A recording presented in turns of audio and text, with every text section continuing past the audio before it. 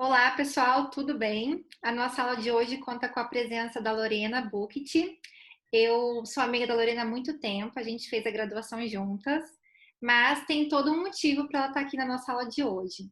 A Lorena, ela é doutoranda em educação pela Universidade Federal do Paraná e ela tem muito contato com os estudos relacionados ao Your Reason, que é justamente aquilo que eu proponho tratar com vocês nessa aula, né, Lorena? Isso mesmo. Gente, só para a gente introduzir a Lorena aqui com relação ao currículo dela, tá? Para vocês entenderem a importância que tem a presença da Lorena na nossa aula, porque ela realmente pode contribuir demais. Vocês podem colocar algumas dúvidas que vocês tiverem para mim no e-mail, ali nos fóruns, que eu repasso para ela, tá? Principalmente em relação à linha de pesquisa que ela faz, como que são os estudos relacionados à educação histórica, né? A Lorena, gente, ela é mestre em ensino de história pela Universidade Estadual de Maringá. Também é professora no nível fundamental e médio da Secretaria de Educação do Estado do Paraná. Ela participa do LAPEDU, que é o Laboratório de Pesquisa em Educação Histórica. Então, ela tem contato direto com as principais linhas de pesquisa relacionadas ao ensino de história e à educação histórica. E só para a gente relembrar aqui, pessoal, o porquê da nossa aula, o que, que a gente está estudando, né? Na aula passada nós vimos as diretrizes curriculares, a gente fez uma introdução aqui sobre a história do ensino de história e sobre as correntes historiográficas, e eu passei para vocês um artigo que é da Maria Auxiliadora Schmidt.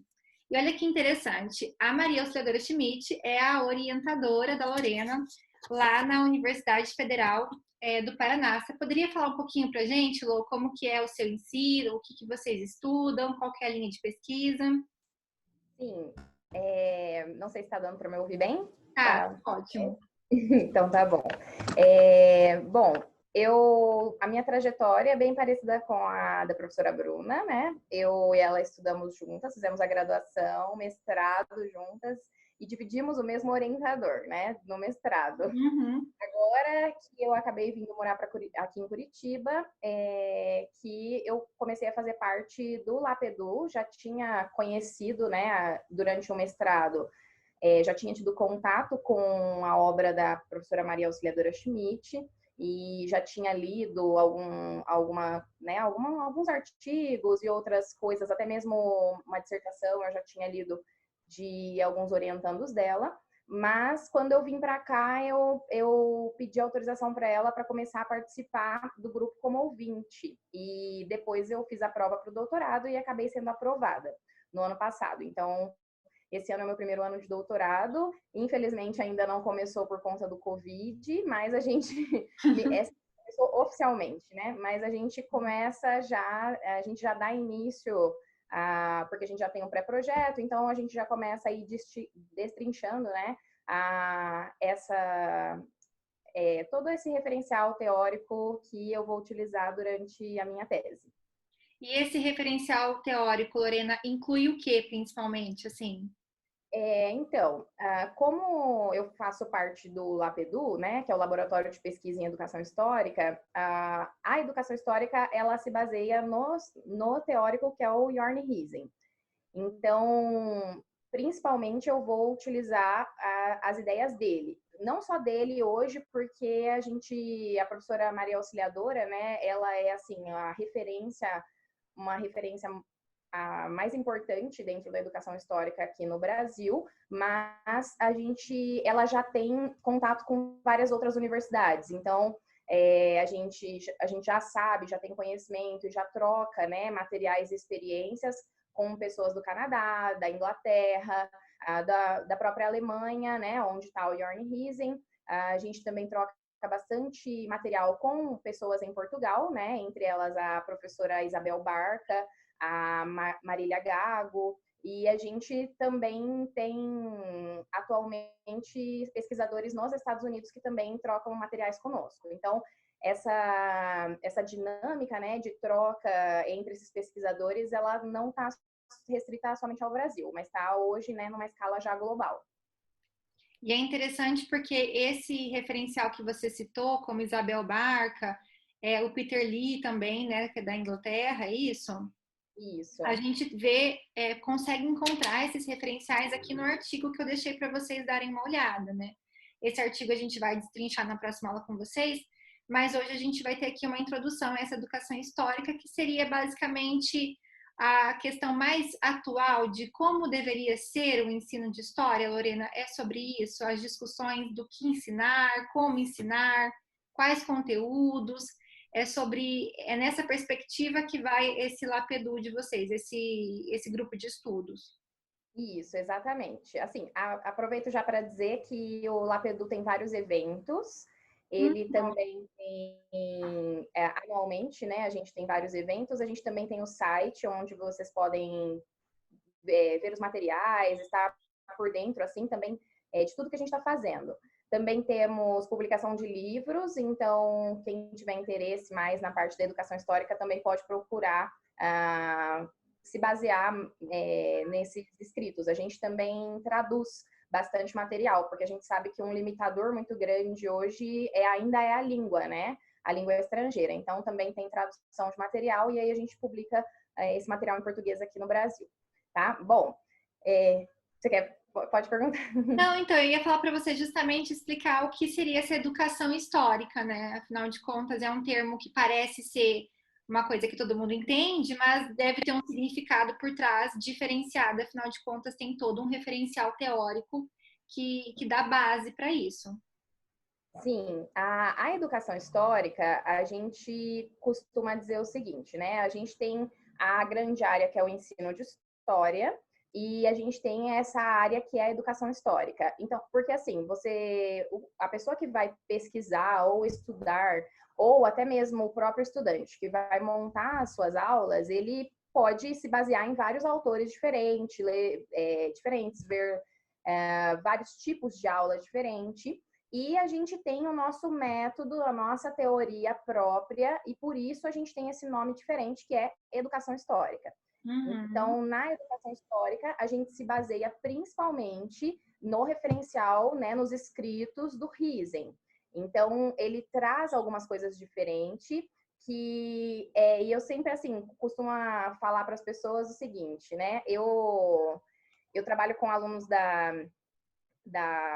do ensino básico e meu contato com professores é mais os professores que eu me relaciono e assim, o pessoal do grupo.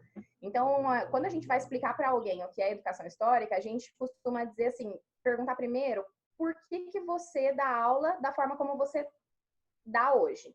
Então, por que você faz o que você faz, né? Por que não faz algo diferente? Então, assim, a gente sempre vê que tá muito ligado à tradição. Então, está muito ligada ao exemplo também, de pensar em como os meus professores faziam, em como eu aprendi, né? Ela está bem ligada a essa questão da tradição. Sempre foi assim. Não, as coisas têm que ser dessa forma.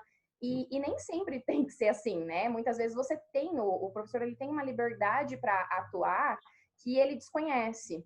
Então, a gente procura justamente trazer isso, falar, olha, para refletir sobre a sua prática, né? Para os professores que já estão, é claro, atuando na docência. Para quem é da graduação, como seus alunos, a gente pede para refletir em como eles aprenderam, como eles estão aprendendo atualmente e se essa é a forma que eles querem ensinar. E aí, se sim, por que não buscar outras formas de ensinar, né? A gente não precisa estar ligado somente a um tipo de ensino. E nem todas as aulas são iguais. A gente tem turmas diferentes, alunos diferentes, né? Então, a gente também tem que ter metodologias, práticas diferenciadas. No caso da educação histórica, a gente está muito ligado à ideia do Riesen. O Riesen, ele junto com, na verdade, assim, não é ele, né? São outros autores alemães. Eles vão promover a ideia da didática da história, que é um campo diferente do campo da didática que a gente conhece, que a gente ouve falar. Então, quando a gente fala, né, didática, as pessoas pensam no quê? Na forma de dar a aula. E na prática, muitas vezes, é isso que os alunos esperam nas aulas de didática, né? Então, é sempre um conflito. Tanto é que, só te interrompendo um pouquinho, Ah, eu vou Aham. dar uma aula de didática da história, dá a impressão de que é como passar o conteúdo no quadro, Uhum. como explicar, que tom de voz, né? Aquela perspectiva bem, uma visão bem tradicional. E quando você se Sim, depara com a didática da história do Riesen, é atrelada à teoria, né, Lorena? A teoria histórica. exatamente. É assim, para o Risen, é exatamente isso que ele traz, assim. A gente está acostumado com o ensino tradicional que separa aquilo que é pesquisado na academia daquilo que é aprendido em sala de aula. E o Risen, ele vai dizer que não são coisas diferentes. A gente tem que trazer a ciência para a Isso, sala de aula. E quando eu falo ciência, não é o campo das ciências biológicas, né, das ciências naturais. É a ideia de como se formula o pensamento científico. exato. Então, A, essa é a a diferença. ciência histórica, né? Como Isso, que o exatamente. método de pesquisa em história tem que ser levado para a sala de aula, como é formulado o raciocínio histórico. Seria mais ou menos assim.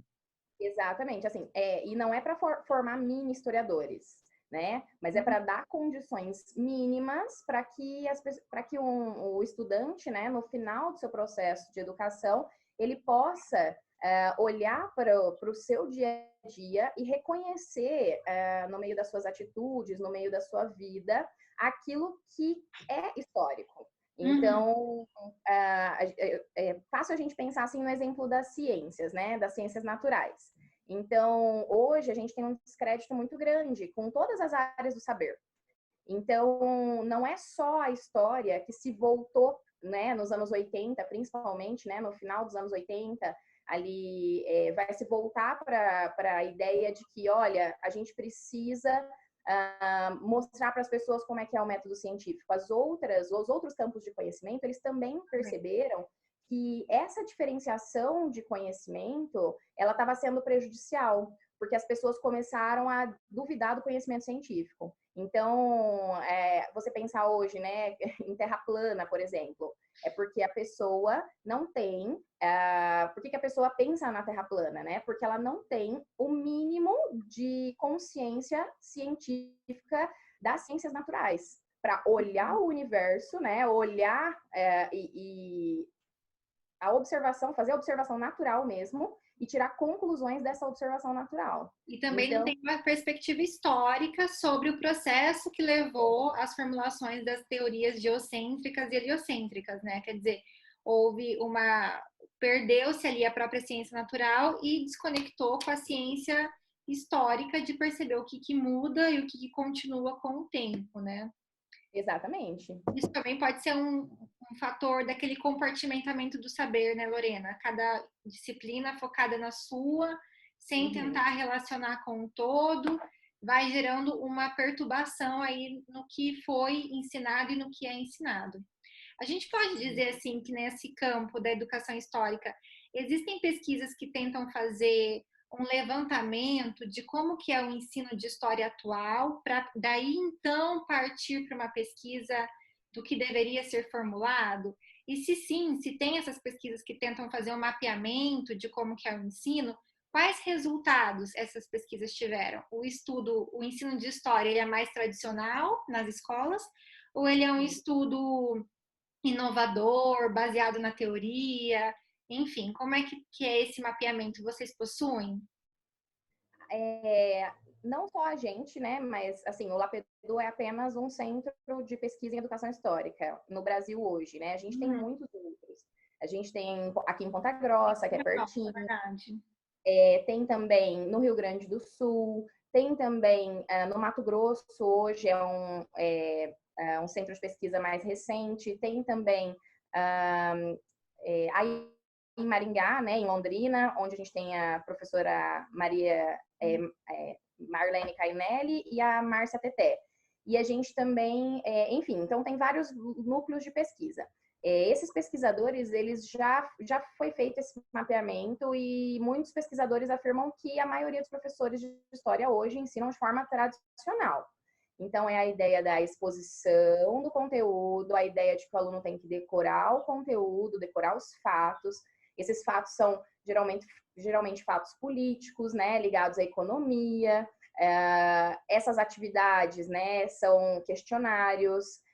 de uma forma bem catequética mesmo, de pergunta e resposta, e basicamente isso, assim, essa aula bem tradicional.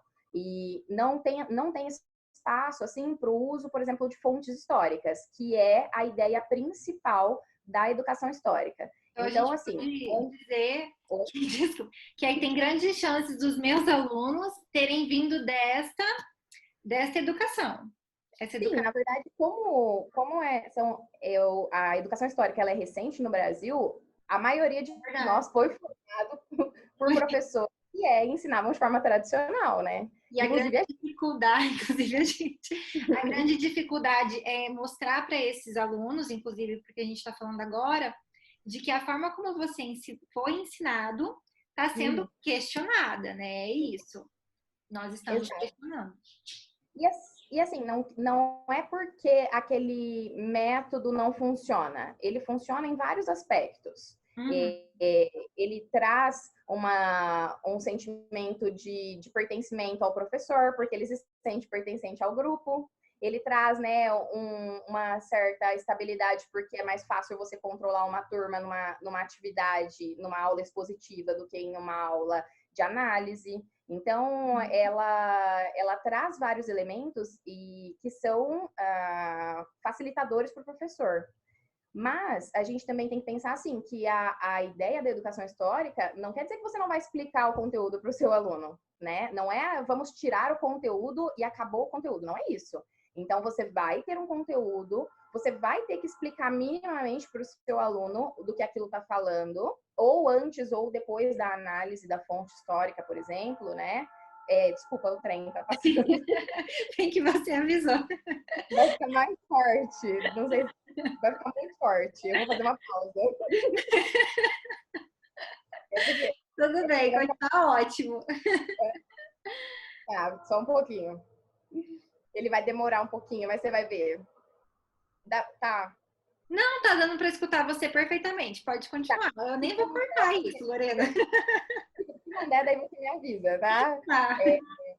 Bom, então assim, essa aula, você vai precisar explicar para o seu aluno. Então, ele precisa saber que a independência do Brasil ocorreu no dia 7 de setembro de 1822, né? Ele precisa saber alguns fatos. Até porque, como é que ele vai interpretar uma fonte histórica se ele não souber, né, esses fatos?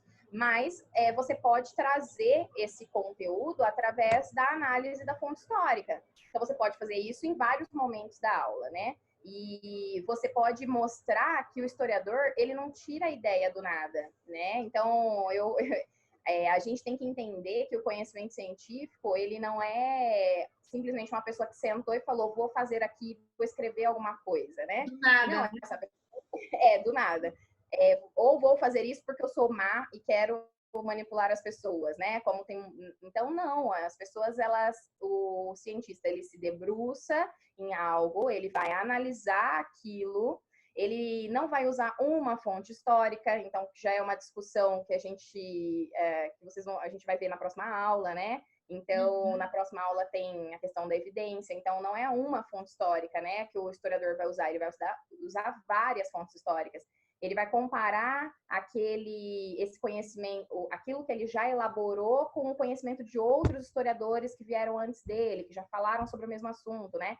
Então, assim, na prática, a educação histórica, ela é a ideia de juntar, né, a ciência da história com a sala de aula. Então, juntar as duas coisas. Elas não são separadas, elas são unidas, onde a gente vai levar para o aluno a ideia de como é desenvolvido esse pensamento histórico. A educação histórica, ela faz pesquisa, né, em algumas áreas. Então, por exemplo, a gente pesquisa não só a educação histórica, né, mas a própria área da didática da história. Deixa eu fazer uma diferenciação entre as duas coisas. A didática da história, ela vai se preocupar com essa questão de que a história tem um método próprio. Então, esse é o principal. Ela vai dizer, olha, a didática não é só ensinar, né, como você mesmo pontuou lá, vou te mostrar como é que você vai usar o quadro, vou te mostrar como é que você vai controlar seus alunos, ou como é que você vai dar uma atividade, né? A didática da história não é isso. Ela é uma ciência que ela vai pesquisar como é que se aprende, né? Como é que se aprende, como é que a pessoa, né, o aluno aprende, e como é que então vai ser ensinado para métodos, né, para se ensinar esse aluno. Então, a didática da história, ela tem vários teóricos. Então, dentro da didática, e na verdade você pode ver como o seu aluno aprende e usar métodos diferentes, e eles vão ser áreas da didática da história. A educação histórica. Essa didática da história pode ser vista como uma ciência independente da ciência histórica? Não, não. Ela é como se fosse uma área do conhecimento histórico, da ciência histórica. Então, por exemplo, tem a área da história de teorias, tem a área da história da didática. Qual que é a diferença? A teoria da história vai pesquisar como se faz história, né? O método científico da história, como que a gente pensa as questões de temporalidade, como a gente pensa sujeito, como que a gente pensa fonte, né? E tudo mais. A área da didática vai pegar toda essa teoria e vai dizer, ótimo, como é que a gente então leva isso para o ensino? Entendi. Então, essa é a diferença. Então, quando as pesquisas são dentro da didática da história, a gente pode ter vários referenciais teóricos. E por que a gente faz o recorte do Jorn Riesen? Porque o Jorn Riesen, ele é o referencial teórico de quem pesquisa educação histórica. Então, essa é a diferença. Tá? Certo, Lorena. Bom, os alunos devem estar se perguntando desse monte de termos. Eu gostaria de dizer para vocês que quando a gente iniciou, né, Lorena, os nossos estudos em educação histórica também eram muitos termos. O Jorn Riesen não é a pessoa mais simples de ser lida, né? E então não se apavorem, porque é uma construção que você vai ganhando cada vez que você tem dificuldade. Eu quero que vocês percebam que nessa dificuldade, às vezes, da leitura, que você está adquirindo também a cognição para você interpretar todos esses textos e tentar associar, até porque a gente está dando aula agora, Lorena, para alunos que estão no primeiro semestre de história, que ainda não tiveram contato com a teoria da história, que ainda não tiveram contato, assim, com a própria historiografia em si, né? Alguns acabaram de entrar e, como você mesmo falou no seu doutorado, não teve aula propriamente dita presencial porque já chegou o Covid-19. Então, fiquem tranquilos. A gente fez uma aula aqui hoje preparada para a gente mais refletir, né, Lorena? Bem legal, trazendo uma historinha assim que foi feita para verificar o tipo de consciência histórica que existe. Isso porque o Jorn Riesen, ele fala que existe 4 tipos de consciência histórica, né, Lorena? E o que seria uma consciência histórica? Assim, isso é fácil de ser explicado? Você consegue passar para eles de uma forma mais simples? Olha, o Jorn Riesen, ele vai dizer que a consciência histórica é o processo mental que a gente, por meio do qual a gente expressa a nossa narrativa histórica, né? A narrativa histórica que a gente formula. Então, seria mais ou menos o quê? A consciência histórica é como a gente explica, né? As coisas que a gente vê no nosso dia a dia e quando a gente usa a história para explicar essas coisas. Lorena, e porque é muito importante o aluno ter noção, vocês, assim, perceberem que como a gente conta as coisas do passado, a gente chama isso de narrativa histórica. E a forma como a história é contada, ela mudou ao longo do tempo, né? Então, se a gente retomar lá com os gregos, era contada num sentido de formação de política dos grandes líderes, tinha uma questão moral, uma questão de dizer de mestra da vida, né? A história poderia dizer sobre como você deveria se comportar. A forma de contar do século XIX, que era positivista ou metódica, né? Era uma forma de contar baseada num passado cronológico, linear, de causa e consequências, e que essa forma de narrar foi contestada no início do século XX, ali, vamos dizer, com os análises, falando que essa forma de narrar estava simplificando demais o passado, porque não havia uma conexão, né? Mas o que eu quero que vocês entendam, apesar de tudo, acima de tudo, é que a narrativa ela não é neutra. Como se narra e como narramos, como contamos, depende da relação que você tem com o passado, depende do que você assumiu como verdade, o que você assumiu como fato histórico. Então, quando a gente for trazer o exemplo aqui, e vocês verem o termo narrativa, porque eu acho que a narrativa é uma coisa que pega no Risen, né, Lorena? Ele vai falar sobre a formatação da narrativa, as formas e a função da narrativa.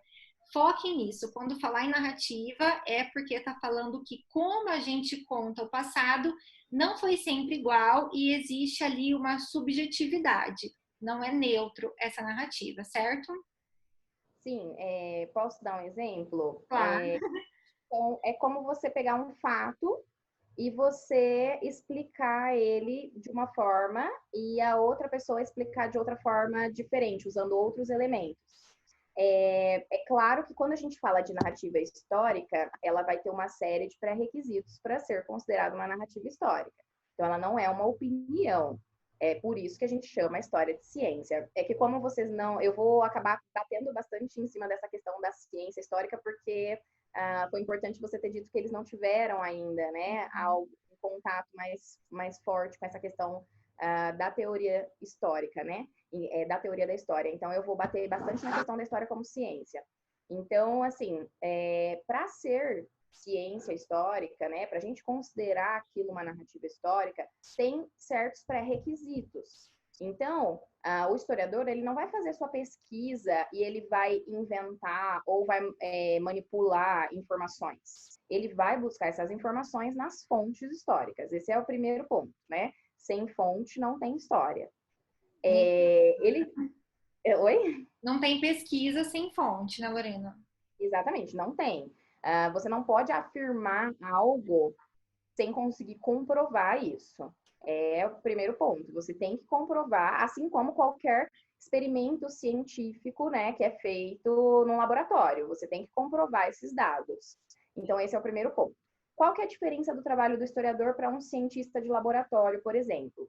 A diferença é que o historiador ele vai ter algumas lacunas. Nem sempre as fontes elas vão conseguir explicar absolutamente tudo, né? Porque a gente vai ter fontes que desaparecem, fontes ou então grupos que são apagados historicamente, né? Porque foram perdedores em alguma guerra, alguma batalha, né? Enfim, ou algum desastre natural. E a gente então tem várias lacunas e essas lacunas elas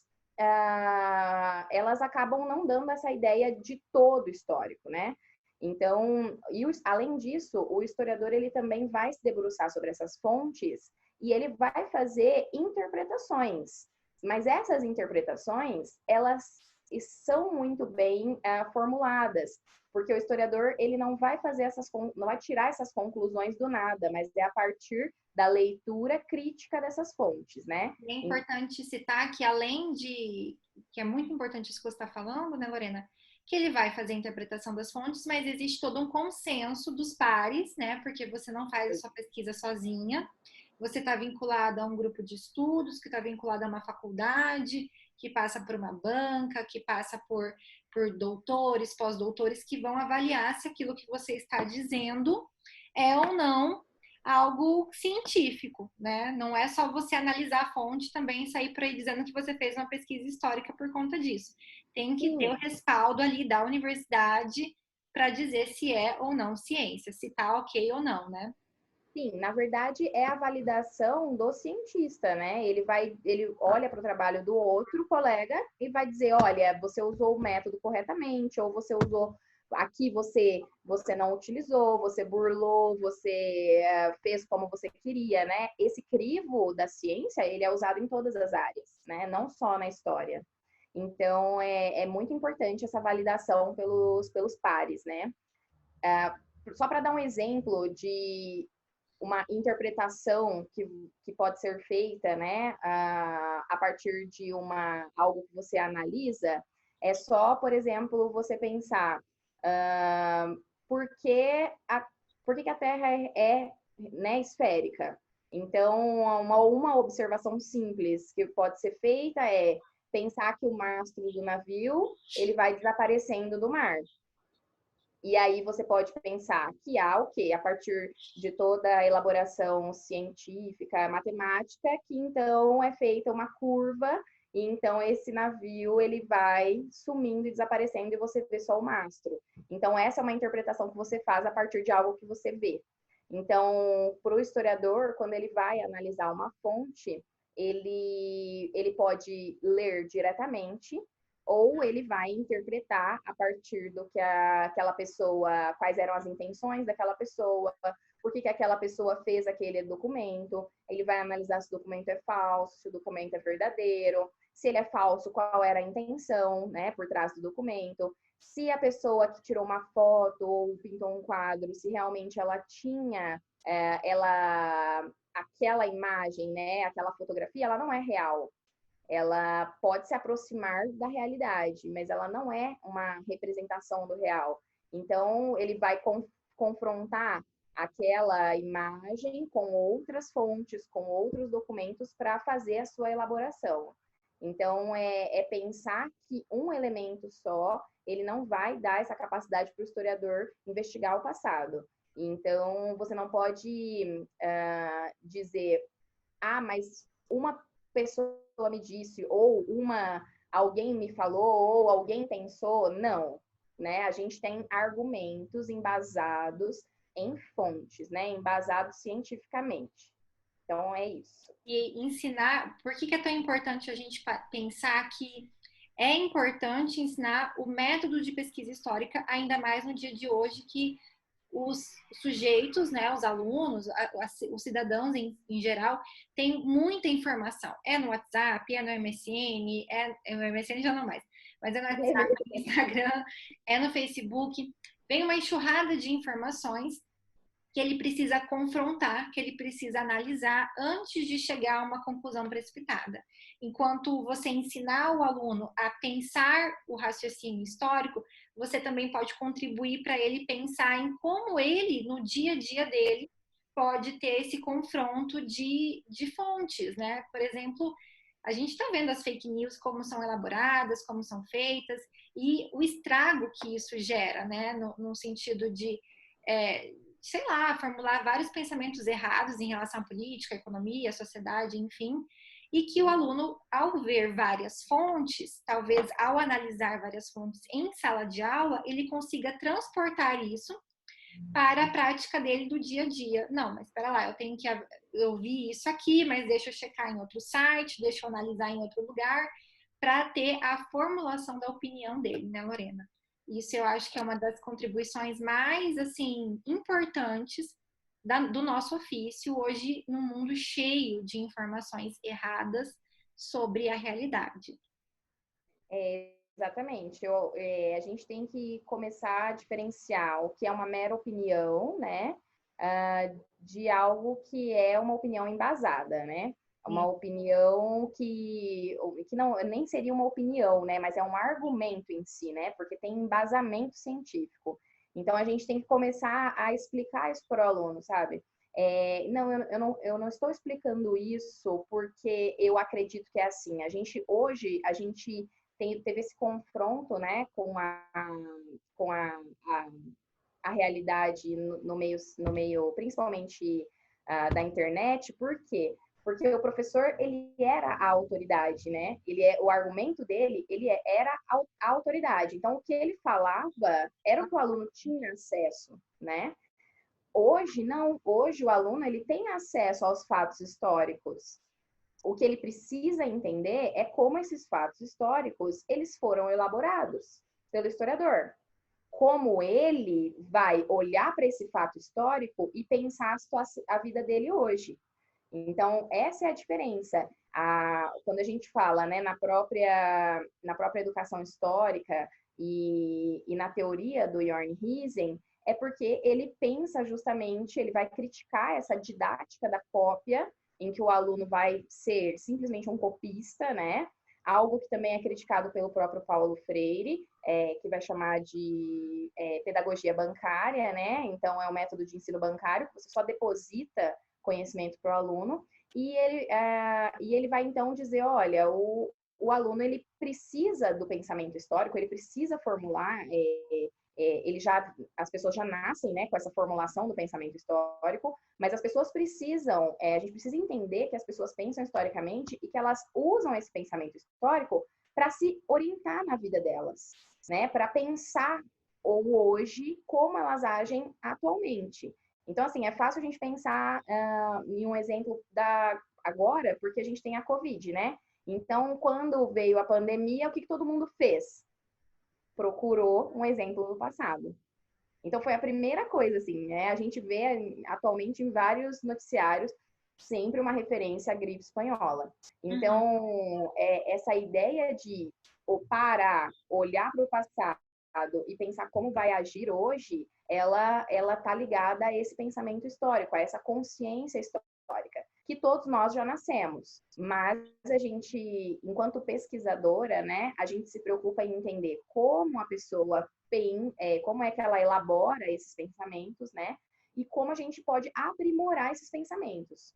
Porque o pensamento, a pessoa nasce com ele, né? Todo mundo nasce pensando, a gente em várias coisas diferentes, mas em várias áreas científicas, conforme a gente vai aprendendo sobre elas. Mas como que a gente pode elaborar, tentar aprimorar esse conhecimento para que ele possa conhecer mais e entender melhor como esse conhecimento científico é elaborado. Não sei se eu respondi.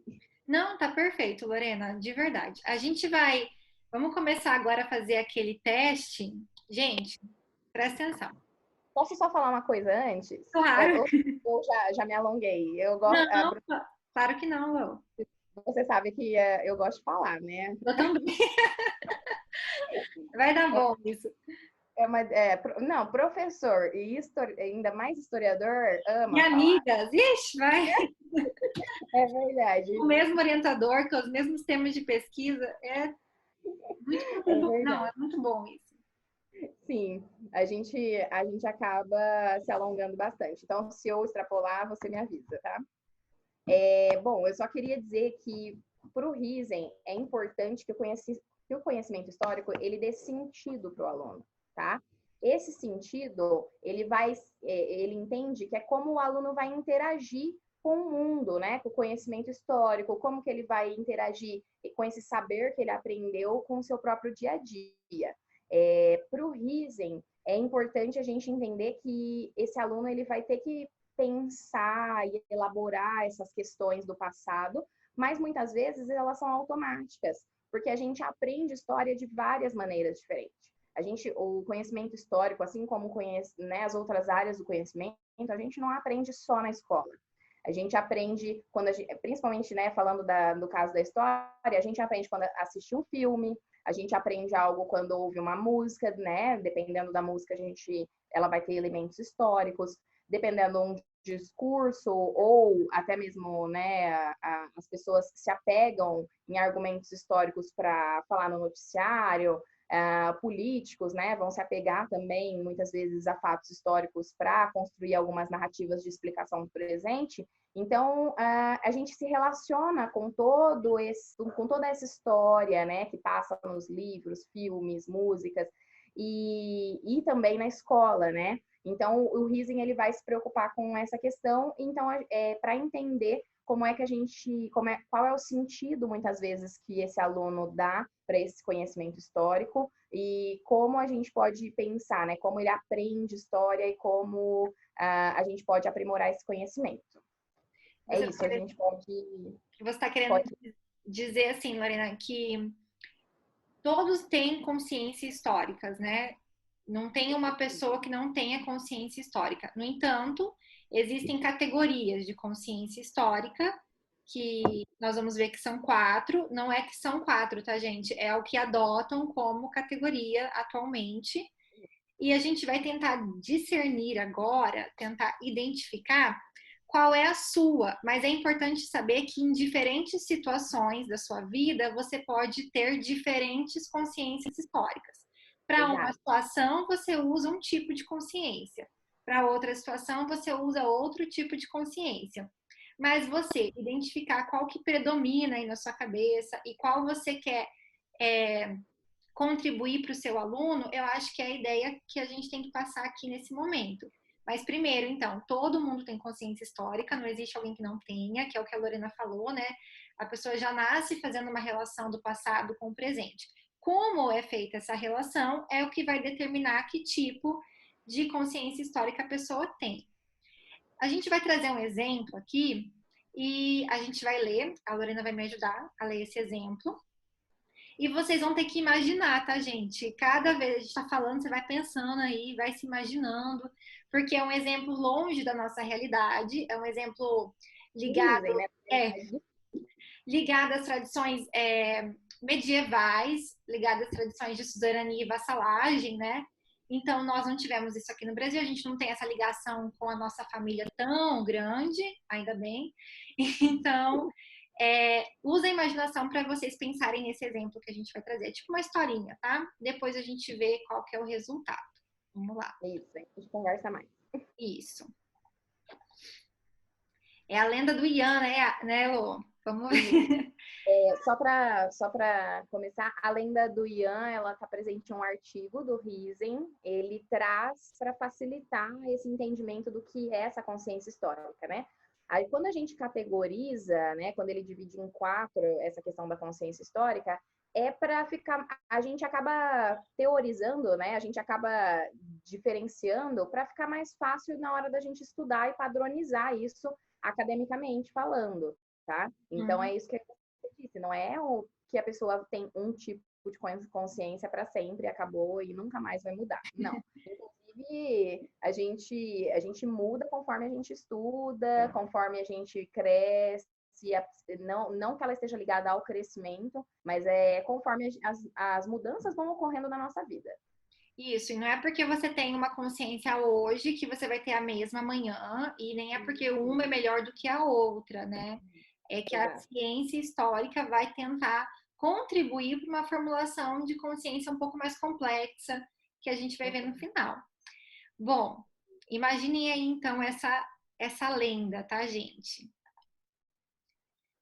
O antigo castelo de Ku se encontra nas terras altas da Escócia.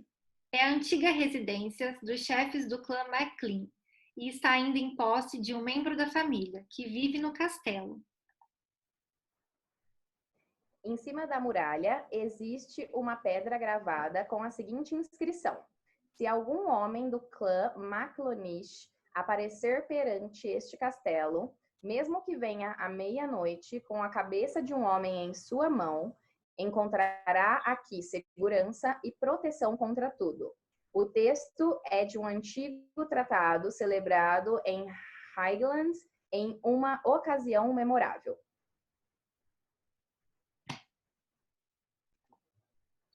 Em um passado distante, um dos antepassados MacLean obteve do rei da Escócia uma concessão de terras que pertencia a outro clã, mas que as perdeu por haver ofendido ao rei. MacLean, acompanhado por sua esposa, avançou com uma força armada de homem para tomar posse de suas novas terras. No confronto e batalha com outro clã, MacLean foi derrotado e perdeu a sua vida. No entanto, sua esposa grávida caiu nas mãos dos vencedores. O chefe do clã vitorioso transferiu para a família MacLonish a guarda da grávida Lady MacLean, com uma condição específica. Se a criança nascida fosse um varão, deveria morrer imediatamente. Se fosse uma menina, lhe seria permitido viver. A esposa MacLonish, que também estava grávida, deu à luz a uma menina, quase ao mesmo tempo em que a Lady MacLean deu à luz a um menino. Elas, então, trocaram as crianças. O jovem MacLean, havendo sobrevivido a essa armadilha de sentença de morte que sobre ele pesava antes de nascer, recuperou com o tempo seu patrimônio original. Em agradecimento ao clã MacLonish, determinou então seu castelo como um lugar de refúgio para qualquer membro daquela família que se encontrasse em perigo. Que história, hein, Lorena? Agora... Mesmo que tivesse a cabeça de alguém na mão. Independente das circunstâncias, então, e do tempo, Caso essa família McConish chegasse, batesse nas portas daquele castelo, teria ali um lugar de abrigo, porque foi feito, né, esse favor em relação ao menino McClean que sobreviveu na troca dos bebês, né, gente? Exato. Agora, Assim, só para pensar nessa relação feudal, a família, a dinastia, né, continuava pelo homem. Então, você matando o menino ali, o bebê daquela família, a família, a descendência iria acabar, né? Então, era essa a ideia de sobrevivência do menino. então, como nasceu de fato o menino que iria herdar as terras, né? O que a família Exato. McConish fez? Trocou, falou, fica aí com a menina, que era filha, na verdade, do McConish, e o McClellan ficou com os McConishes, quer dizer, sobreviveu, né, gente? Agora, é pra gente imaginar o presente, né? Imagina que você é um membro do clã McClean e vive atualmente no castelo, olha que riqueza, de um ancestral. Uma noite escura, um membro do clã McClanish, aquele que salvou o seu ancestral lá atrás, que deu descendência, continuidade à sua família, inclusive. Inclusive, está escrito na pedra do seu castelo que qualquer pessoa. Lá no seu jardim, está escrito isso. Está escrito que você tem que ajudar, mesmo se a pessoa aparecer com a cabeça na mão. Na mão. Ajudar. Exato. Então, a gente chamou essa pessoa que bateu na porta do seu castelo de Ian, tá? E ele bateu na sua porta pedindo ajuda. Conta que a polícia está seguindo em razão de um crime cuja autoria o acusam. Não sei se é verdade, se não é, enfim, estão acusando ele desse crime. Como que você, morador desse castelo, agiria diante disso? E descendente, né, do McClean, vai lidar com uma pessoa... Porque as suas famílias foram unidas lá no passado. Isso. Você sabe que a sua família só tá nesse castelo lindo, maravilhoso, porque a família do cara que tá aí te pedindo ajuda lá atrás salvou vocês, né? Vamos ver então quais são as opções. Você também não conhece essa pessoa. Você sabe que ela é descendente dessa família. Apareceu na sua porta. E aí? E aí? Vamos ver. Você ajudaria essa pessoa a se esconder da polícia? Você ajudaria ele a tomar uma outra decisão?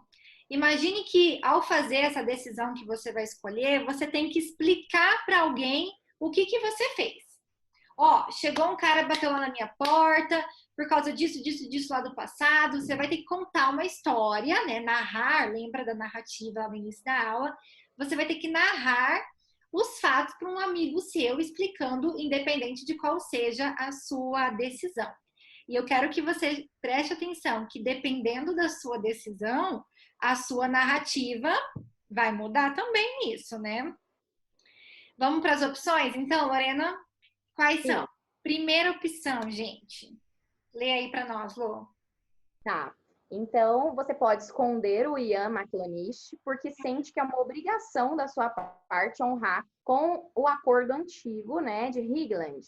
Então, com aquele acordo da pedra, você vai dizer, neste caso, dirá a seu amigo que você, como um McClean, então, quando você falar, olha, justificar para um amigo seu, né, eu sou obrigada, eu estou me sentindo obrigada a ajudar o Ian porque a gente teve esses laços no passado, né? Então aí você vai falar, olha, tem uma lenda que dos bebês trocados, então eu preciso esconder o Ian, né, para manter esse antigo tratado. Então vai renovar esse tratado e continuar essa relação entre os dois grupos. Então essa é a primeira opção que você pode escolher.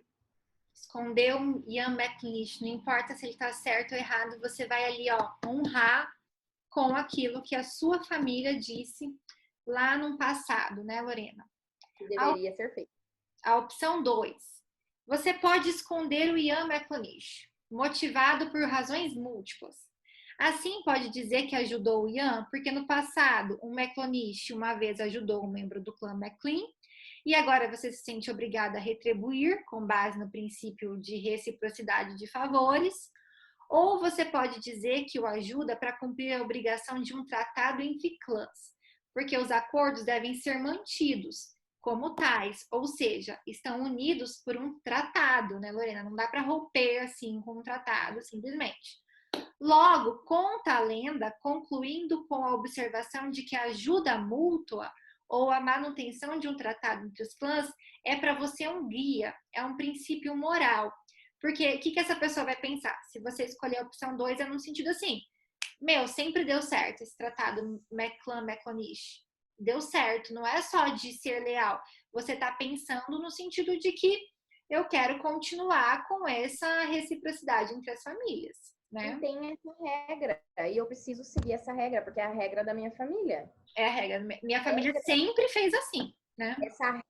Essa regra ancestral, ela vem há muito tempo antes de mim, então eu preciso cumpri-la. Exato. Essa é a opção 2. Já a opção 3, pode ler pra gente, Lô? Sim.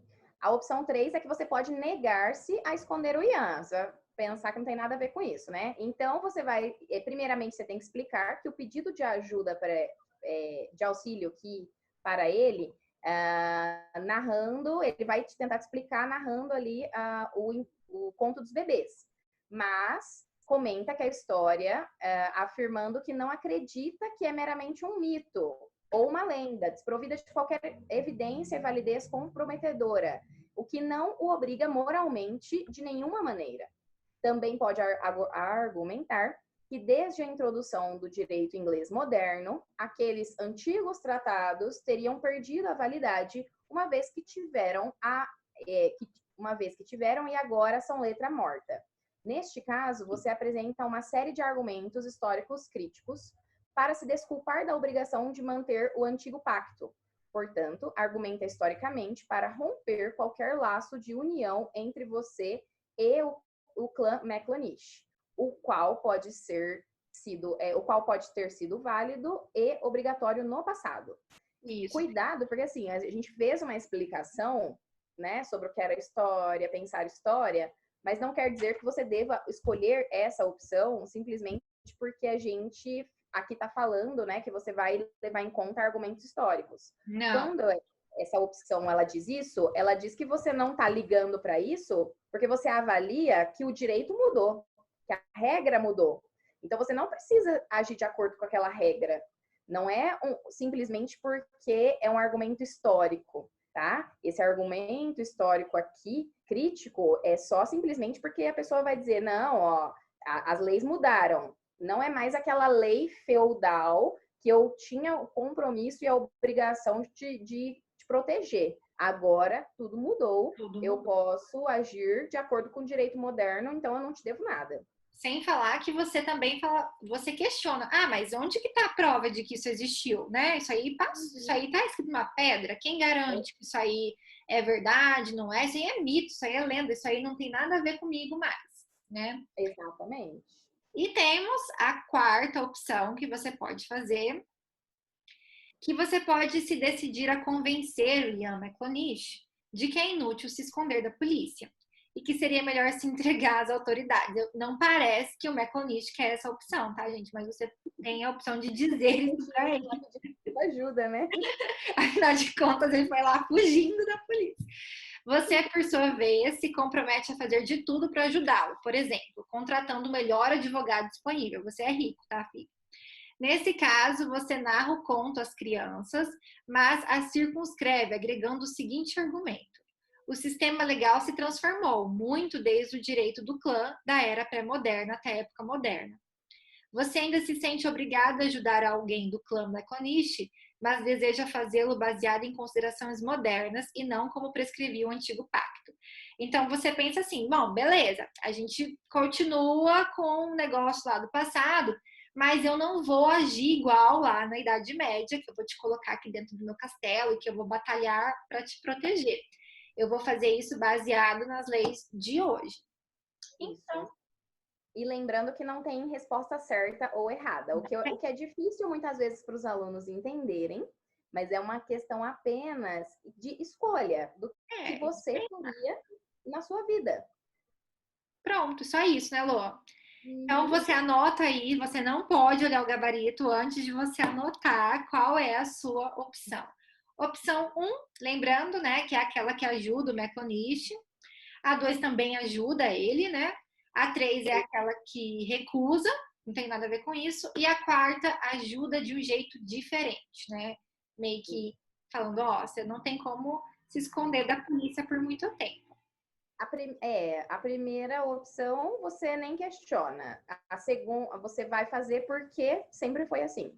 Você vai ajudar, afinal, a sua família já ajudava há muito tempo. A segunda opção é você ajudar porque é uma regra que está escrita lá. Então, já é uma regra muito antiga, então você vai segui-la. A terceira, você nega qualquer tipo de ajuda porque acha que não tem nada a ver com isso. E a última, ajuda, mas contratando um bom advogado. Pode ser que não dê certo. Enfim, você vai escolher aí. Agora, nós vamos falar para vocês o que cada uma dessas respostas indica. Cada uma dessas respostas está associada a um tipo de consciência histórica. Lembrando que eu, Bruna, em diversas circunstâncias da minha vida, às vezes vou agir como opção 1, às vezes como opção 2, às vezes como opção 3. Eu não tenho um padrão de raciocínio. Eu tento sempre, né, Lorena, colocar o padrão de raciocínio da consciência histórica genética que a gente vai estudar, mas não é sempre que isso acontece. Então, a gente vai explicar agora. Mas lembrando que é só um exemplo, ninguém nunca chegou fugindo da polícia na sua porta pedindo Não. ajuda. Minha vida não é tão emocionante. Vamos ver aqui como que são, então. Nós temos, pode explicar para eles quais são esses 4 tipos, Lô, de consciência histórica, por favor? Sim, então, para facilitar o estudo, o Riesen ele dividiu as consciências históricas em 4 tipos. É aquilo que a Bruna falou, não significa que você é 100% uma, não significa... Às vezes a gente vai analisar uma narrativa histórica de um aluno, por exemplo, a gente vê que ele usa elementos de 2 consciências históricas diferentes no mesmo texto. Então, às vezes, as explicações que a gente dá para os fenômenos, elas até se cruzam, tá? Então, não significa que a gente é sempre uma coisa só, mas é importante para a gente entender a diferença entre elas. Então, a gente tem a tradicional, que é ligada à primeira, quando o Ian, ele é atendido logo de imediato, né? Você atende o Ian de imediato, pensando na tradição. A número 2, que é a exemplar, que ela tá ligada a você ajudar o Ian, porque é uma regra. Então, é uma regra que já está há muito tempo existindo, então você vai ajudá-lo.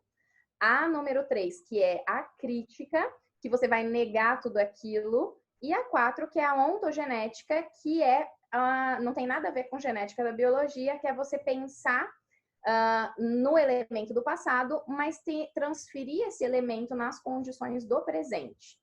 Tá? Lembrando que esse agir do Riesen, ele está ligado a uma consciência moral, né? Então, ele está ligado à moralidade. Então, como as pessoas agem moralmente a partir do uso da história, tá?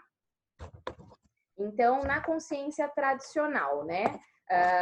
O que a pessoa vai pensar, então, em modelos de vida, ela vai imitar esses modelos de vida, procurando uma estabilidade na tradição, né? E ela vai estar muito ligada a essa questão da moralidade, do que deve ser feito corretamente, e esse correto, ele está ligado a essa tradição, a esse modelo de vida anterior.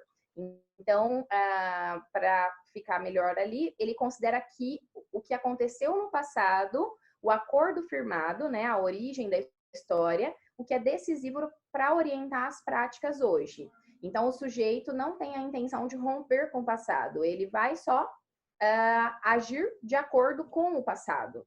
Ele vai compreender a dimensão temporal como permanência das experiências relativas aos modelos de vida e de cultura do passado. E ele se expressa em uma narrativa tradicional que procura dar sentido ao modo de vida por meio da afirmação de uma memória das origens, de maneira que o tempo se apresenta como se fosse eterno. Então, a ideia, alguns exemplos, né, de coisas que a gente vê como tradição. Danças típicas, ou, né, tradição. A gente pode pensar em rituais religiosos ligados à tradição, que são feitos porque são ligados à tradição. A gente pode pensar em vários aspectos religiosos de vida de comunidades específicas, né? Comunidades indígenas ou outros tipos de comunidades que vivem bem ligado a essa questão da tradição. A gente pode pensar também na rotina da escola, né? Por que as carteiras são organizadas em fila?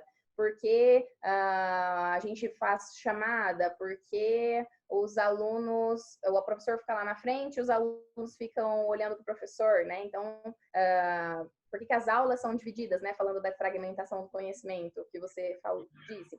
Por que as aulas são divididas, né? Por que o conhecimento é dividido? Então, tudo isso está ligado muito à tradição. Quando a gente pensa assim, eu, por exemplo, começo a minha aula com os alunos sobre, não sei, reformas religiosas, por exemplo. E eu pergunto, qual é a sua religião? Aí ele vai lá e responde, oh, mas por que você tem essa religião?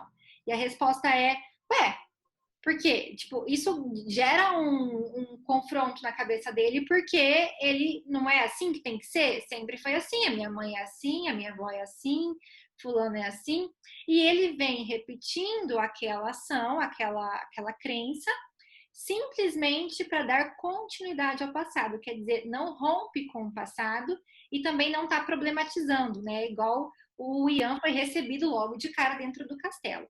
Em diversas vezes a gente faz isso de repetir as ações que nos são dadas, porque a gente vive numa cultura, a gente obedece às regras dessa cultura, mas em um determinado momento a gente se questiona sobre isso. Alguns não se questionam nessas ações, como, por exemplo, eu falei para vocês da questão da religião. Eu acho que é uma coisa que, né, a maior parte das pessoas seguem as suas religiões simplesmente por tradição. A gente pode incluir isso, então, como uma consciência histórica tradicional, Lorena? Sim. Né? Então, tá. Porque, assim, se a pessoa, ela não... Ops, desculpa. Se a pessoa ela não questiona, ela segue, porque sempre foi assim, né? Porque sempre foi feito dessa forma, ela acaba seguindo uma consciência tradicional. Então, no início da aula eu disse que a gente dá aula pensando, a forma como a gente dá aula, ela tá ligada à tradição, é justamente porque a gente não questiona.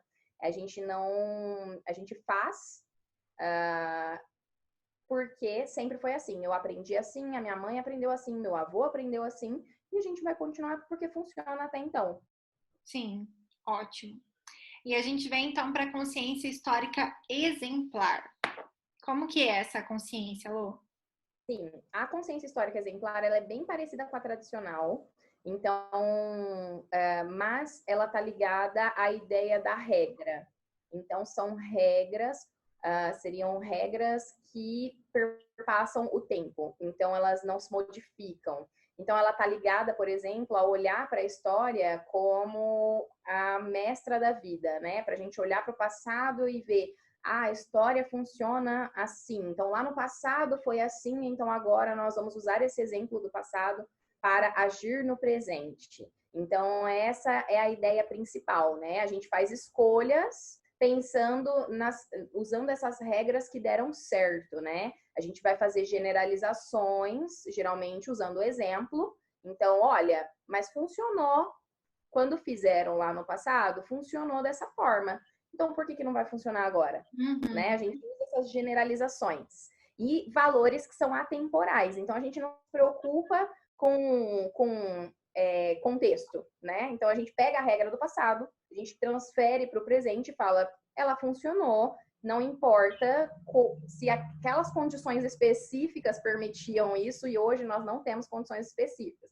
Não importa, ela funcionou, então a gente vai utilizar, né? Essa é a diferença da exemplar. As pessoas usam muito a história, justificando, né, o conhecimento da história, as narrativas, enfim. As pessoas utilizam muito usando a consciência exemplar. Ela é, assim, uma das que as pessoas mais utilizam. Então, só para a gente falar, para eu falar mais ali, os sujeitos, eles representam e personificam regras gerais e atemporais da conduta humana e dos sistemas de valores. Ou seja, são regras que não mudam no tempo.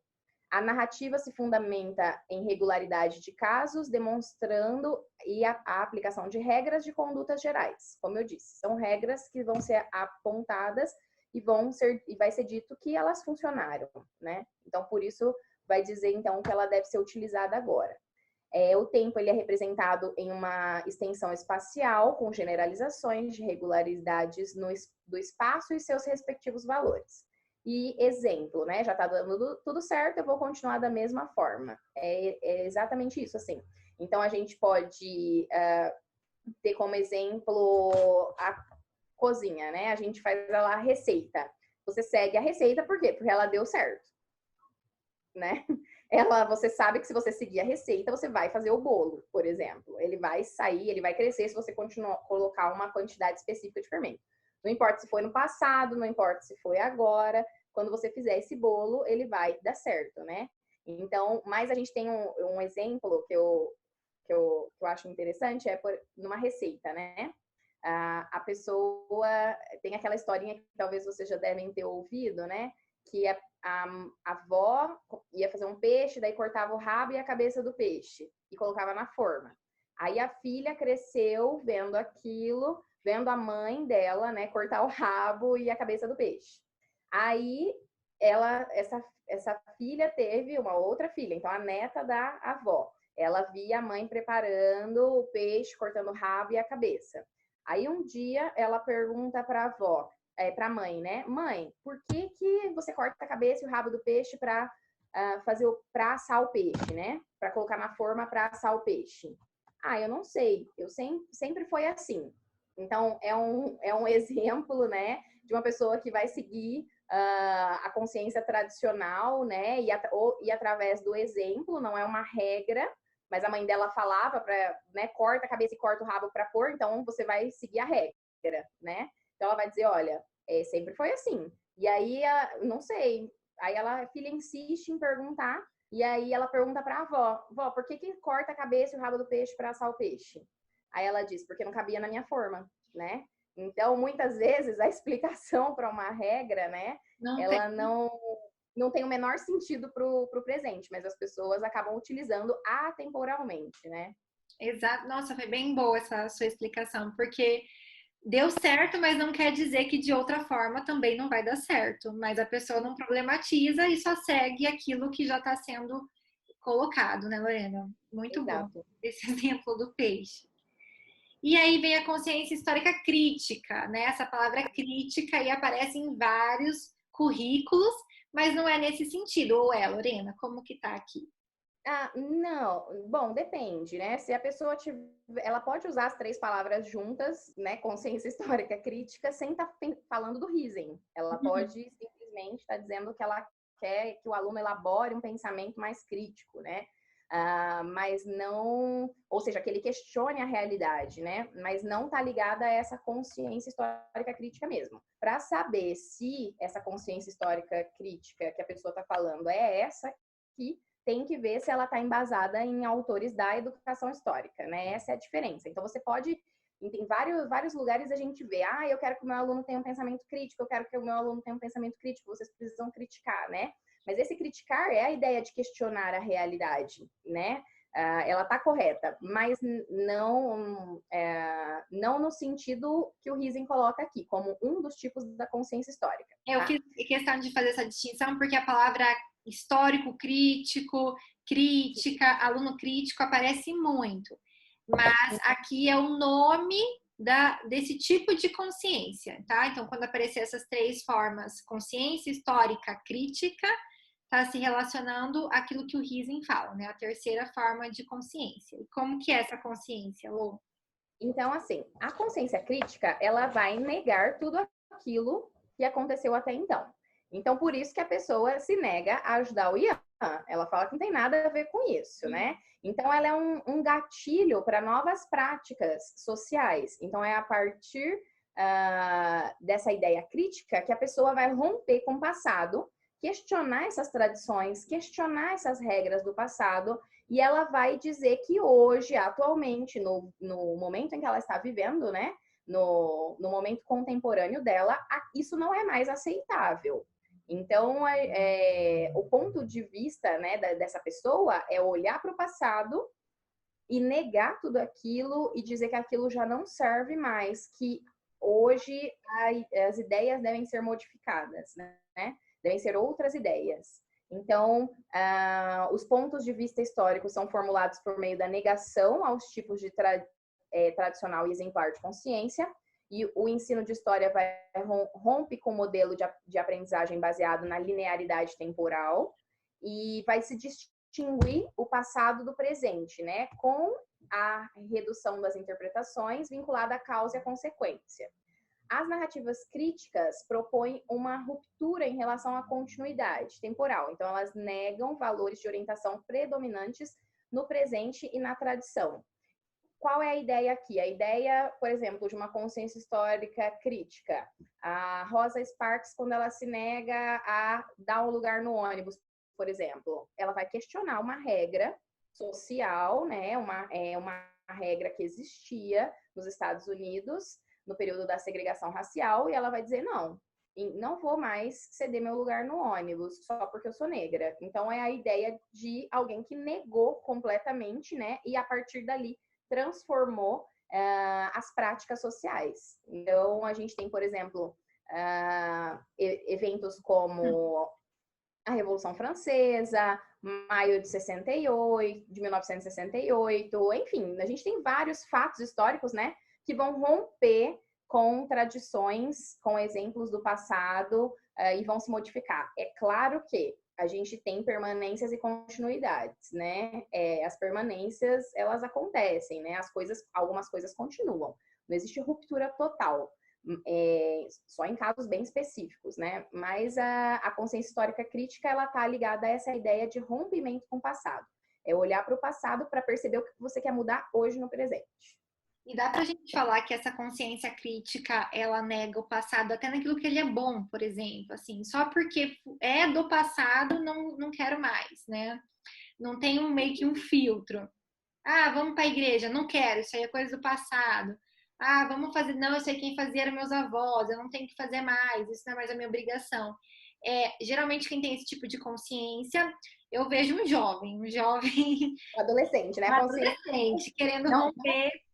gente, pelo amor de Deus, a consciência histórica não está ligada à idade. A gente só está brincando com o fato do adolescente sempre questionar o passado, porque ele vê na geração anterior coisas que ele não quer e obrigações que ele não quer fazer, que são a tradição da família, ele não quer seguir o exemplo da família, né? E aí ele vai criticando, né, essa Mas prática. foi bom você ter falado isso. Não tem idade para ter consciência, né, Lorena? Não. De jeito nenhum. Até porque você pode agir de maneiras diferentes no seu dia a dia.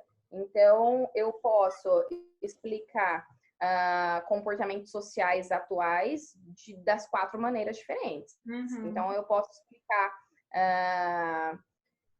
pensando assim, eu posso explicar por que as pessoas não aceitam, né? Pensando assim, a gente pega um tema, né? Casamento homoafetivo, né? Então, você pode pensar no casamento homoafetivo e dar 4 explicações diferentes, baseadas na história, e pensar de 4 maneiras diferentes.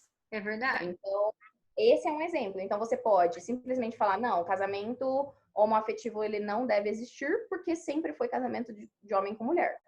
Aí você pode dizer, não, a lei, tudo bem que a lei já mudou, né? Mas antes da lei ser mudada, você vai dizer, não, a lei, ou então você pode se apegar ao exemplo religioso e dizer, na igreja, a igreja afirma, né, ou as religiões monoteístas afirmam que o casamento é entre um homem e uma mulher. Então, é uma explicação. Sempre deu certo assim, né? Aquela ideia de sempre deu certo homem com mulher, que seria a... Aí você pode dizer, por exemplo, não, essa história de que antes não podia casamento homoafetivo, agora a gente tem que mudar. Agora a gente não precisa nem ter casamento mais, a gente pode ter vários tipos de família. Então, a gente não precisa casar oficialmente, você pode fazer o que você quiser, né? Se relacionar com quem você quiser. Então, é uma consciência histórica crítica. Rompe até com a própria questão do casamento, né? Você vai romper e vai dizer, tá, mas por que as pessoas se casam? Né? A gente vai questionar vai começar a questionar papéis de gênero, né? Enfim, e tudo mais. E a última é a consciência histórica ontogenética ou genética, né? Às vezes aparece de formas distintas. Isso. A consciência histórica ontogenética é a que a gente almeja, que as pessoas, né, que elas tenham, que elas se aprimorem, né, que elas desenvolvam. A consciência histórica ontogenética, ela está ligada em compreender o outro. Ela está ligada a um passado que você não pode desprezar, mas que você deve agir com os códigos culturais do presente. Então, é olhar para o passado e falar assim, gente, como é que foi a vida dessas pessoas homoafetivas no passado? Será que realmente elas não existiam?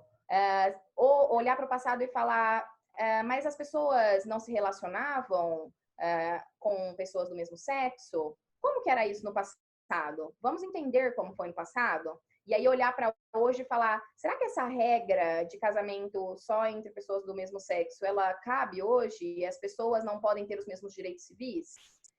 Se é um direito para alguns, por que, que não atende a todos, né? Então é você olhar para o passado e você olhar para o presente e unir essas duas coisas, né? Unir essa ideia crítica, de criticar o presente, mas você também unir com a interpretação do passado. Então, é você fazer essas elaborações. Então, é a ideia que você vai valorizar os diferentes sujeitos e as relações entre os sujeitos.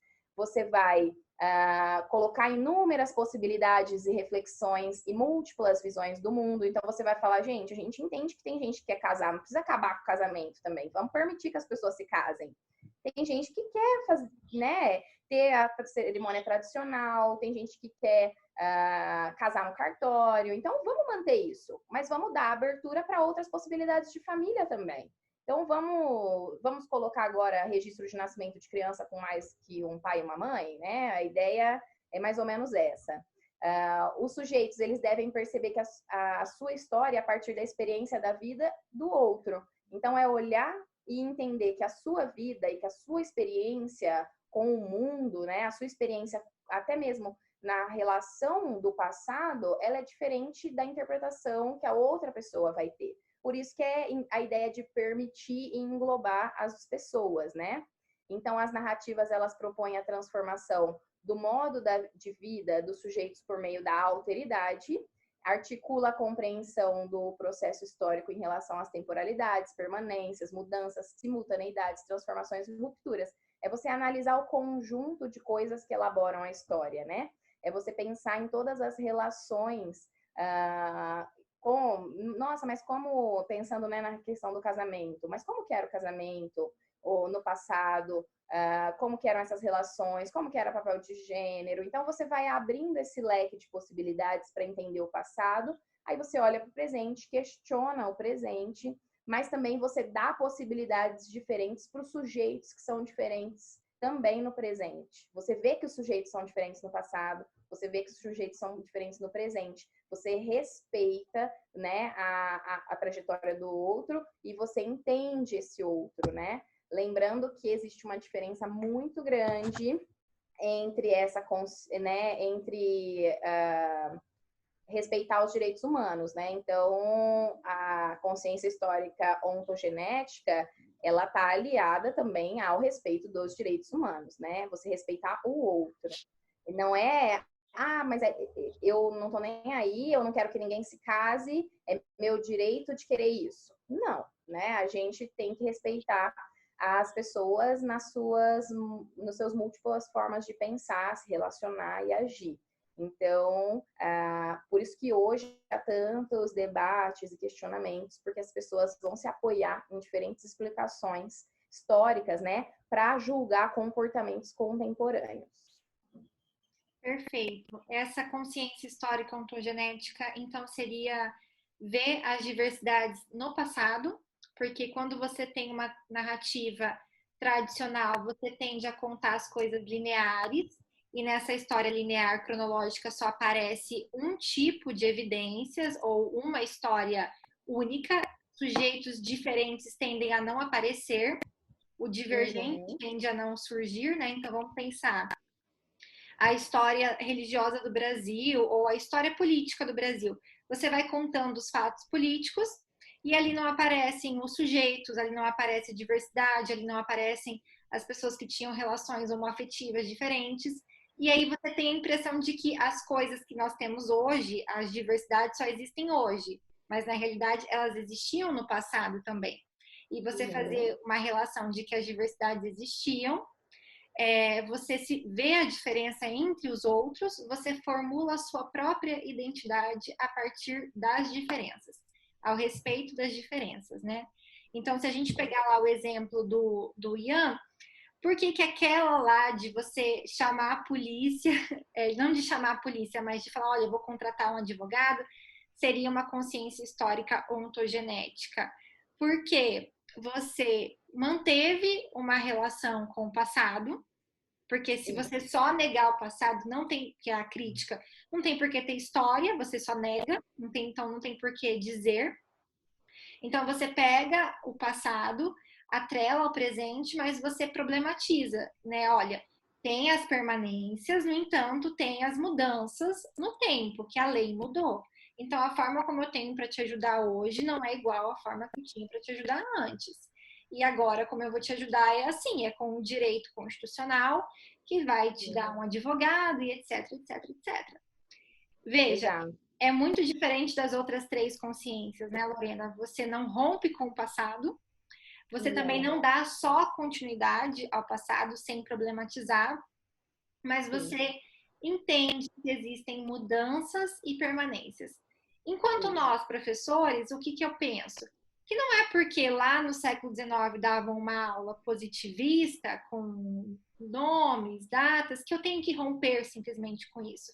Eu posso ver a história do ensino de história e problematizar isso para eu ver o que eu quero continuar, o como continuar, mas tendo essa autonomia, né, Lorena? Eu acho que todo esse discurso aqui, toda essa aula, é para que o professor, o aluno, agora que está tendo essa aula, ele reflita sobre as suas próprias ações, né? Sim, e é importante entender que não tem tipo certo, mas tem formas de pensar diferente. É claro que numa situação em que você age de forma exemplar e de forma tradicional, no presente você arrumaria problema com a polícia, porque se você ajudar o Ian, você acaba respondendo por um crime, que é o crime de... Cúmplice, né? Isso, de cúmplice. Então, é exatamente isso, sim. A pessoa sustenta a tradição, ela sustenta o exemplo, a regra, apesar, muitas vezes, das coisas já terem mudado, né? Da situação já ter mudado, dos comportamentos, das regras já terem mudado, mas ela sustenta isso apesar de ser uma infração e um crime, por exemplo, né? Então, é importante a gente entender que os tipos de consciência são formas de pensar. E que, muitas vezes, cabe a gente pensar um exemplo de forma exemplar. Em situações na nossa vida, cabe pensar de forma crítica. Em situações na vida, cabe pensar de forma genética ou tradicional. Não quer dizer que são escolhas erradas, né? Mas sim como você, individualmente, vai fazer essas escolhas, ou como você e o grupo que você participa na sua vida vai escolher. Então, o que a gente na história, né, enquanto ensino de história, enquanto educação histórica, a gente espera é que os nossos alunos eles possam ter a capacidade de olhar para o passado e entender por que era diferente e por que hoje agimos dessa forma. É questionar o presente e entender o passado. É olhar e pensar, poxa, mas por que aquela situação específica no passado era assim? Por que as mulheres eram tratadas daquela forma? E hoje, né? Será que as meninas querem ser tratadas da mesma forma? Será que elas não querem? Então, de que forma a gente pode fazer isso? De que forma que a gente pode atuar e garantir também que as meninas não sejam tratadas de uma forma ruim, né? De uma forma violenta? Então, tem N situações na nossa vida hoje que a gente pode pegar exemplos históricos. Então, essas explicações que a gente dá para as nossas tomadas de decisão do dia a dia e aquilo que a gente chama de opinião, ela é baseada muitas vezes em como a gente interpreta a história. Então, essa ideia do Ian é simplesmente isso. É um exemplo de como a gente olha para o passado para dizer e para justificar, né, muitas vezes, as nossas ações do presente. As nossas ações individuais, as nossas ações em grupo, né? Ou às vezes as ações coletivas de governo e tudo mais. E Lorena, só para a gente encerrar aqui a aula, dentro dessas 4 formas de consciência histórica, qual que é a disciplina de história, né, teria a intenção de formar? Não sei se a palavra formar ela se enquadra, mas em qual que a ciência histórica tenha mais condições de contribuir? Porque aquilo que ensinamos tem uma função. Por que eu ensino o que eu ensino? Seria a função final esse aprimoramento da consciência histórica, no sentido de dar mais opções para a pessoa se relacionar com o passado, chegando a uma consciência histórica ontogenética? Sim, a ideia, né, da educação histórica, do ensino de história, dentro da educação histórica e da ideia do Rising, é que a gente possa articular essas questões temporais. Então, é para que a gente possa entender e entender momentos históricos, o porquê aqueles acontecimentos ocorreram, e a gente possa fazer essa distinção do presente e pensar e questionar o porquê agimos hoje, para daí pensar no que nós queremos, né? Então, esse misto das 3 temporalidades, né? É pensar no passado, refletir o presente e pensar o que você vai desejar no futuro, né? Então, para nós que seguimos a educação histórica, é interessante, a gente busca, né, que o aluno possa entender a história de forma ontogenética. A gente não interfere diretamente nesse pensamento, tá? É importante as pessoas saberem que isso não é manipulável, tá? As pessoas, elas tiram as suas conclusões sozinhas. Eu posso dizer e afirmar 1 milhão de vezes que a Terra é redonda, posso mostrar argumentos científicos e mesmo assim a pessoa olhar para mim e dizer que não. Uhum. Então, essa ideia de que isso é manipulável, sabe? Eu acho que é dar um poder para o professor que ele não tem. Então, assim, eu sei que vocês estão em formação ainda, né? Ou que seus alunos ainda estão em formação, eles não estão em sala de aula, mas eu não creio que a gente tenha esse poder todo, sabe? Que as pessoas dizem que nós temos. Eu acredito que as pessoas são inteligentes a ponto de tirar suas próprias conclusões. E também um pouco ignorantes, no sentido da palavra mesmo, de ignorar, né? Deixar de ver algumas conclusões e não querer entender o que muitas vezes está comprovado já, né? Mas a ideia, então, da educação histórica é fazer com que o aluno, por meio dessa parte científica que a gente citou na primeira parte da aula, ele possa fazer essas próprias elaborações, porque isso é individual, né? O professor não vai dizer, ó, tá aqui, tá pronto, né? O professor, ele pode dar as ferramentas para que o aluno tire essas conclusões, né? Ele pode mostrar para o aluno como é que ele vai fazer essa elaboração, mas cabe ao indivíduo fazer. Então, a gente dá as condições e a gente mostra, né, de onde foram tiradas as argumentações, por que a gente não nega o Holocausto, por exemplo, né? Então, a gente mostra, olha, tem dados, tem fontes, tem fotografias, além disso, tem testemunhos, né? Claro, a gente não se apega só a testemunhos, como eu disse, não é uma fonte só, né? Mas tem um conjunto de evidências que nos mostram e nos apontam que houve o Holocausto. Então, a partir disso, a pessoa, ela vai fazer o quê? Ela vai relacionar essa ideia, né, com o seu presente, com as condições de tempo, o que ela acha que permaneceu, o que ela acha que mudou, o que ela acha que acabou. Então o Holocausto acabou? Ponto. Acabou a morte de pessoas por causa da religião? Não. Acabou a discriminação entre as pessoas? Não. Então, existem permanências, né, rupturas. Então, a ideia é que a pessoa possa olhar para um conhecimento histórico, para um fato, e ela possa fazer essas elaborações. E comprovar também, né, aprender como o historiador comprova tudo isso. Lorena, foi bem interessante essa aula. Às vezes, esse tipo de ensino baseado na construção do conhecimento histórico não acontece nem na universidade, nem na faculdade, né? Às vezes Não. tem uma aula só expositiva e não tem análise documental, mesmo dentro da faculdade. Então, eu acho que é um desafio muito grande pensar esses termos que o Riesen fala. Ele é importante a gente lembrar que ele não é alguém voltado para o ensino de história, mas ele é um teórico da história, né? Exato. Então, eu acho que são desafios, mas é para a gente refletir sobre o ensino de história e a gente pensar o porquê que a gente ensina o que a gente ensina e onde é que a gente quer chegar com isso, né? Eu espero que vocês tenham pensado, eu quero saber qual foi a consciência histórica de cada um nesse exemplo e a gente vai discutir isso dentro dos fóruns, tá? Eu vou colocar lá um campo e aí vocês vão ter que colocar qual foi a consciência de cada um de vocês e aquilo que vocês assimilaram também dessa aula. Qualquer dúvida, como eu disse, né? A gente pode te mandar, Alô? Pode mandar. Faz compila tudo em um arquivo e me Sim. manda. Então é isso, gente. Não sei quanto tempo deu essa aula, você viu aí, Lô? Mais ou menos 1 hora e pouquinho. Eu acho que é isso. Então tá ok. Acho que 1 hora e pouco. Então tá bom. Eu agradeço muito, viu, Lorena? De verdade.